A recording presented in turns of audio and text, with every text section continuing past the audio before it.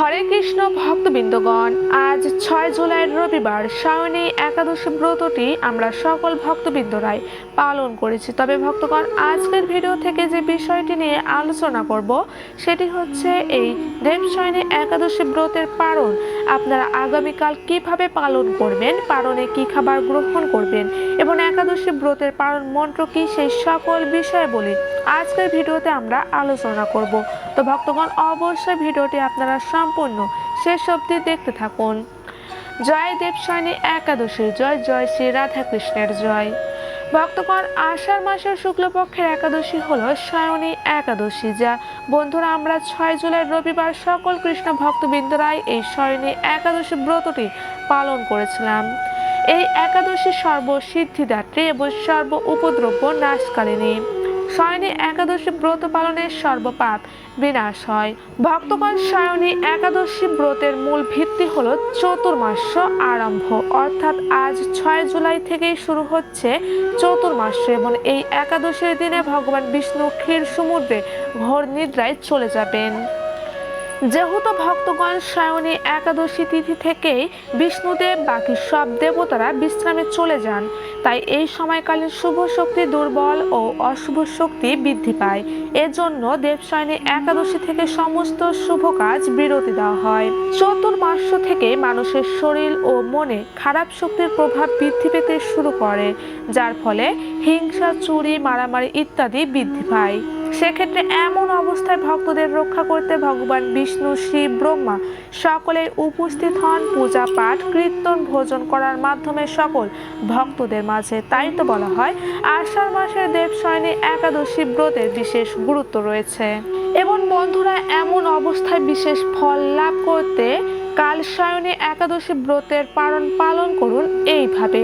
তো ভক্তগণ, দেবশয়নী একাদশী থেকে যেহেতু চতুর্মাস্য শুরু হয়েছে এবং আগামীকাল 7 জুলাই সোমবার সায়নী একাদশীর পালন এবং এই একাদশীর পালনের দিন হচ্ছে চতুর্মাস্যের প্রথম দিন, সেক্ষেত্রে ভক্তগণ কাল আপনারা সায়নী ব্রতের পালন কিভাবে পালন করবেন এবং বিশেষভাবে খাবারের তালিকায় যে সবজি পালনের দিন গ্রহণ করা থেকে বিরতি থাকবেন তা অবশ্যই এখন আপনারা ভক্তি সহকারে শ্রবণ করুন।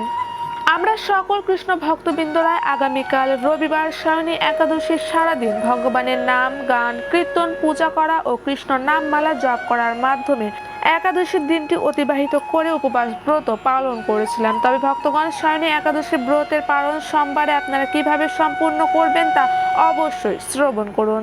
তো ভক্তগণ, একাদশী ব্রতের ঠিক পরের দিন পালিত হয় একাদশী ব্রতের পালন। সেক্ষেত্রে আষাঢ় মাসের সায়নী একাদশী ব্রতের পালন পালিত হবে আজ 7 জুলাই সোমবার সকালে। সেক্ষেত্রে ভক্তবৃন্দগণ, আপনারা আজ সোমবার সকালে খুব ভোরে ঘুম থেকে উঠে স্নান করে পালনের সময়ের মধ্যে পঞ্চরবি শস্য ভগবানকে ভোগ নিবেদন করে 3 বার ভক্তি সহকারে পালন মন্ত্র পাঠ করে পালন সম্পূর্ণ করতে হবে। তবে তার আগে ভক্তগণ, আপনাদের আগে জানিয়ে দিই, যে সকল ভক্তরা বাংলাদেশে অবস্থান করছেন তারা 7 জুলাই সোমবার সকাল 5টা 23 মিনিট থেকে 9টা 41 মিনিটের মধ্যে আপনারা পালন কাজ সম্পূর্ণ করে নেবেন। এবং যে সকল ভক্তবৃন্দরা আপনারা যারা ভারতে অবস্থান করছেন সে সকল ভক্তগণ 7 জুলাই সোমবার সকাল 4টা 57 থেকে 9টা 24 মিনিটের মধ্যে আপনারা পালন কাজ সুসম্পন্ন করে নেবেন। তো বন্ধুরা, আপনারা সোমবার আজ খুব ভোরে ঘুম থেকে উঠে স্নান করে নেবেন, তারপর পঞ্চরবি শস্য রন্ধন করবেন। যেহেতু আপনি এই দেবশয়নী একাদশী ব্রতের পালন করবেন, তাই অবশ্যই নিরামিষ খাবার গ্রহণ করেই পালন করতে হবে। পালনে কিন্তু ভক্তবৃন্দগণ কোনো প্রকার মাছ, মাংস, ডিম, পেঁয়াজ, রসুন গ্রহণ করা যাবে না। কৃষ্ণ ভক্তগণ, আজ সায়নী একাদশীর পালনের দিন থেকে চতুর্মাসের প্রথম দিন, সেক্ষেত্রে ভক্তগণ শাস্ত্রে এই 2টি সবজি খাবার নিষিদ্ধ করা হয়েছে। সায়নী ব্রতের পালনে এই খাবার গ্রহণ করলে সারা বছর সংসারে অমঙ্গল ডেকে নিয়ে আসে। তাই ভক্তগণ, দেখে নিন সায়নী ব্রতের পালনের দিন কি সবজি খাবার ভুলেও মুখে তুলবেন না। ভক্তগণ, যদিও বা আষাঢ়ের সম্পূর্ণ মাস শাক খাওয়া নিষিদ্ধ, তবে আজ পালনে ভুলেও খাবেন না কলমি শাক বা লাল শাক খাবেন না। এছাড়াও বেগুন রন্ধন করবেন না। এছাড়াও কচু একাদশীর পালনে না খাওয়াই ভালো। ভক্তগণ, বিশেষভাবে সায়নী একাদশীর পালনে কলার মোচা ও লাল শাক বর্জন করতে বলা হয়েছে। অনেকেই আছেন সকালের খাবারে আচার খুব পছন্দ করেন, সেই হোক আমের আচার কিংবা তেঁতুল আচার। ভক্তগণ একাদশীর পালন সকালেই হয়, সেক্ষেত্রে অনেকেই আচার খেয়ে থাকেন খাবারের সঙ্গে, তবে একাদশীর পালনে আচার না খাওয়াই ভালো। এছাড়াও কৃষ্ণ ভক্তবৃন্দগণ, আপনারা একাদশীর পালনে মাছ, মাংস, ডিম, পেঁয়াজ, রসুন বর্জন করবেন, অর্থাৎ আমিষ জাতীয় খাবার পালনের ক্ষেত্রে ব্যবহার করা যাবে না। সম্পূর্ণভাবে নিষিদ্ধ রয়েছে আমিষ খাবার পালনের দিন। শুদ্ধ নিরামিষ খাবার রন্ধন করে পালন করতে হবে। যদি আপনি ভগবানকে ভোগ লাগিয়ে পালন করতে চান, তাহলে বন্ধুরা অবশ্যই যে চুলে আপনি রান্না করবেন সেটি ভালোভাবে প্রথমে মুছে নিয়ে ভগবানের জন্য রন্ধন করবেন, যেমন ভাত, ডাল, বিভিন্ন রকমের ভাজা, বড়া, পায়েস ইত্যাদি রন্ধন করবেন এবং সেই রন্ধন ভোগ পালনের সঠিক সময়ের মধ্যে ভগবানকে ভোগ লাগিয়ে ভগবানের বিশেষ পুজো করে তারপরে সেই ভোগ প্রসাদ আপনি নিজে গ্রহণ করে পালন করবেন, অর্থাৎ একাদশীর ব্রতটি আপনি ভঙ্গ করবেন। তবে ভক্তগণ, একটি কথা অবশ্যই মাথায় রাখবেন, এই সকল নিয়মাবলী অবশ্যই কিন্তু পালনের সময়ের মধ্যে সম্পূর্ণ করতে হবে, কারণ একাদশীর পালনের সঠিক সময়ের মধ্যে সম্পূর্ণ না করলে সেই ব্যক্তি কিন্তু একাদশীর ফল থেকে বঞ্চিত হবে। তাই সকল কৃষ্ণ ভক্তবৃন্দরা, আপনারা যে স্থানে অবস্থান করছেন না কেন, সেটি হোক বাংলাদেশ বা ভারত, তারা সঠিক সময়ের মধ্যে সঠিক সময় অনুযায়ী আপনারা পালন কাজটি সম্পূর্ণ করবে। এছাড়া ভক্তগণ, একাদশীর পালনের সময় কিন্তু একাদশীর পালন মন্ত্রটি অবশ্যই পাঠ করতে হয় এবং এই একাদশীর পালন মন্ত্র পাঠ করে তবেই কিন্তু খাবার মুখে তুলতে হয়। তো আপনারা আজ অবশ্যই শ্রবণ করুন সায়নী একাদশীর পালন মন্ত্র। ওম অজ্ঞানতিমিরান্ধস্য ব্রতে নানো কেশব প্রসিদ সুমুখনাথ জ্ঞানদৃষ্টি পদভব। অতএব হে কেশব, আমি অজ্ঞান রূপে অন্ধকারে নিম্নজিত আছি। হে নাথ, এ ব্রত দ্বারা আমার প্রতি প্রসন্ন হয়ে আমাকে জ্ঞান চক্ষু প্রদান করুন।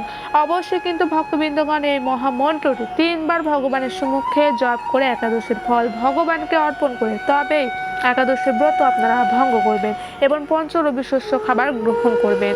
মহারাজ যুধিষ্ঠির বললেন, হে কৃষ্ণ, আষাঢ় মাসের শুক্লপক্ষের একাদশীর নাম কি, এর মহিমায় বা কি, তা আমাকে কৃপা করে বলুন। শ্রীকৃষ্ণ বললেন, ব্রহ্মা এই একাদশী সম্পর্কে দেবর্ষি নারদকে যা বলেছিলেন, আমি সেই আশ্চর্যজনক কথা আপনাকে বলছি। শ্রী ব্রহ্মা বললেন, হে নারদ, এই সংসারে একাদশীর মতো পবিত্র আর কোনো ব্রত নেই। সকল পাপ বিনাশের জন্য এই বিষ্ণু ব্রত পালন করা একান্ত আবশ্যক। যে ব্যক্তি এই প্রকার পবিত্র পাপ নাশক এবং সকল অভীষ্ট প্রদাতা একাদশী ব্রত না করে, তাকে নরকগামী হতে হয়। আষাঢ়ের শুক্লপক্ষের এই একাদশী সায়নী নামে বিখ্যাত। শ্রী ভগবান ঋষিকেশের জন্য এই ব্রত পালন করতে হয়। এই ব্রতের সম্বন্ধে এক মঙ্গলময় পৌরাণিক কাহিনী আছে, আমি এখন তা বলছি। বহু বছর পূর্বে সূর্য বংশে মানধাতা নামে একজন রাজর্ষি ছিলেন। তিনি ছিলেন সত্য প্রতিজ্ঞ এবং প্রতাপশালী চক্রবর্তী রাজা। প্রজাদেরকে তিনি নিজের সন্তানের মতো প্রতিপালন করতেন। সেই রাজ্যে কোনো রকম দুঃখ, রোগ, ব্যাধি, দুর্ভিক্ষ, আতঙ্ক, খাদ্যভাব অথবা কোনো অন্যায় আচরণ ছিল না। এইভাবে বহুদিন অতিবাহিত হলো, কিন্তু একসময় হঠাৎ দৈব দুর্বিপাকে ক্রমাগত 3 বছর সে রাজ্যে কোনো বৃষ্টি হয়নি। দুর্ভিক্ষের ফলে সেখানে দেবতাদের উদ্দেশ্যে দান মন্ত্রের স্নাহা, সথা ইত্যাদি শব্দ বন্ধ হয়ে গেল, এমনকি বেদ পাঠও ক্রমশ বন্ধ হলো। তখন প্রজারা রাজার কাছে এসে বলতে লাগলো, মহারাজ, দয়া করে আমাদের কথা শুনুন। শাস্ত্রে জলকে নার বলা হয়, আর সেই জলে ভগবানের অয়ন অর্থাৎ নিবাস, তাই ভগবানের আরেক নাম নারায়ণ। মেঘরূপে ভগবান বিষ্ণু সর্বত্র বাড়ি বর্ষণ করেন। সেই বৃষ্টি থেকে অন্ন এবং অন্ন খেয়ে প্রজাগণ জীবন ধারণ করেন। এখন সেই অন্নের অভাবে প্রজারা ক্ষয়প্রাপ্ত হচ্ছে। অতএব হে মহারাজ, আপনি এমন কোনো উপায় অবলম্বন করুন যাতে আপনার রাজ্যে শান্তি ও কল্যাণ সাধন হয়।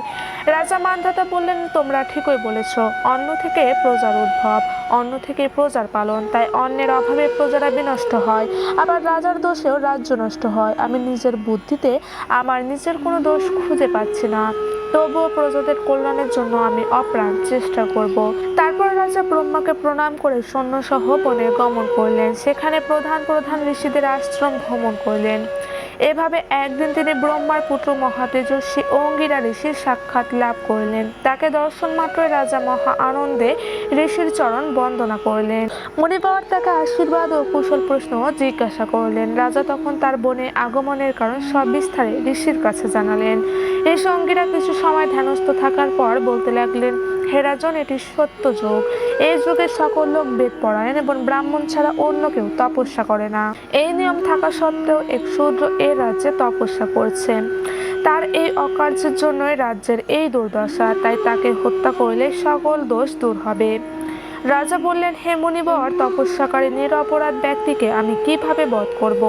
আমার পক্ষে সহজসাধ্য অন্য কোনো উপায় থাকলে আপনি দয়া করে আমাকে বলুন।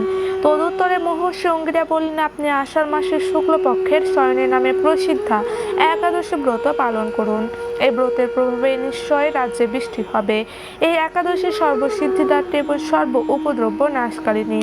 হে রাজন, প্রজা ও পরিবার বর্গ সহ আপনি এই ব্রত পালন করুন। মণিবরের কথা শুনে রাজা নিজের প্রাসাদে ফিরে এলেন। আষাঢ় মাস উপস্থিত হলে রাজ্যের সকল প্রজা রাজার সাথে এই একাদশী ব্রতের অনুষ্ঠান করলেন। ব্রত প্রভাবে প্রচুর বৃষ্টিপাত হলো।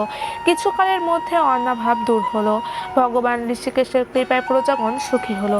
এই কারণে সুখ ও মুক্তি প্রদানকারী এই উত্তম ব্রত পালন করা সকলের অবশ্যই কর্তব্য। ভবিষ্যোত্তর পুরাণে যুধিষ্ঠির শ্রীকৃষ্ণ তথা নারদ ব্রহ্মা সংবাদ রূপে একাদশীর এই মাহাত্ম্য বর্ণিত হয়েছে।